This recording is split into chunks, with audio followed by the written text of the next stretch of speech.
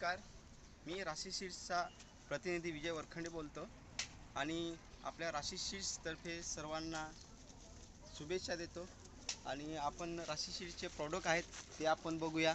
आणि या ठिकाणी राशी सीड्सचे राशी अक्षत हे प्रॉडक्ट आहे. 115 ते 120 दिवसाचं लहान दाणा आहे, पातळ दाणा, खायला स्वादिष्ट आहे आणि संशोधित भात आहे 2 काळीचं. आणि हा 120 दिवसाचा आहे. आपण त्याचे तांदूळ बघूया. या इकडे आपण त्याचे तांदूळ बघूया. हे त्याचे तांदूळ खायला एकदम चविष्ट आणि पातळ दाणा असल्यामुळे ह्याला लोक पसंती करतात. आणि ह्याचं मार्केटमध्ये जर विकत घ्यायला गेलं तर 60-70 रुपयाने भेटते विकत, परंतु आपल्याकडे चांगल्या दरामध्ये पण भेटतील. आणि बघूया पुढच्या व्हरायटी आपल्याकडे. राशी पूनम हे राशी सीड्सचे राशी पूनम हे 90 दिवसाची व्हरायटी आहे. ते पण हडव्यामध्ये येतं, कमी पाण्यावरती येतं. हे पण खाण्यासाठी चांगलं आहे आणि उत्पन्नाला पण चांगलं आहे. लांब कणीस आणि झडाला खायला वगैरे चांगलं आहे. त्याच्यानंतर दुसरी आपल्याकडे व्हरायटी आहे राशी हिरा म्हणून. याच्यामध्ये नावामध्येच दम आहे, राशी हिरा म्हणून. हे हिरा आपण हा व्हरायटी अशी आहे की हे पण 120 दिवसाची आहे आणि ह्याचा दाणा हा बोल्ड आहे. त्याच्यामुळे तुम्हाला हाईट आहे ते तुमची हाईट मिडियम आहे आणि कणीस पण लांब आहे आणि तुमचं पीक पण चांगलं येतो.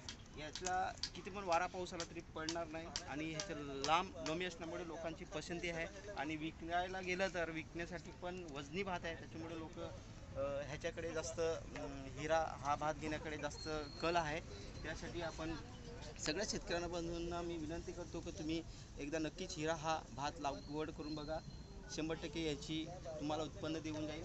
त्याच्यानंतर आपल्याकडे अन्न म्हणून आहे राशी अन्न म्हणून. हा 115 ते 135 ते 140 दिवसाचे आहे. सुवर्णाच्या बरोबर ज्याच्या शेतामध्ये जास्त पाणी असेल त्या ठिकाणी हा राशी अन्नम लावू शकता. ह्याचे पण टाठर मजबूत आहे आणि लोम पण मोठे आहे. त्याच्यामुळे पाण्यात ताण धरू शकणारं व्हरायटी आहे आणि लेट असल्यामुळे ह्याला 100% उत्पन्न येतो.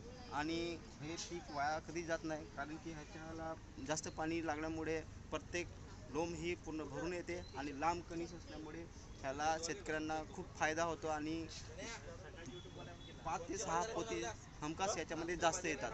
यासाठी आपण हे अन्नम व्हरायटी आपल्या शेतकऱ्यांसाठी ठेवलेलं आहे. नक्की तुम्ही जर सुवर्ण वगैरे लावत असेल तर बिंदास त्या ठिकाणी आपला राशी अन्न म्हणून लावा.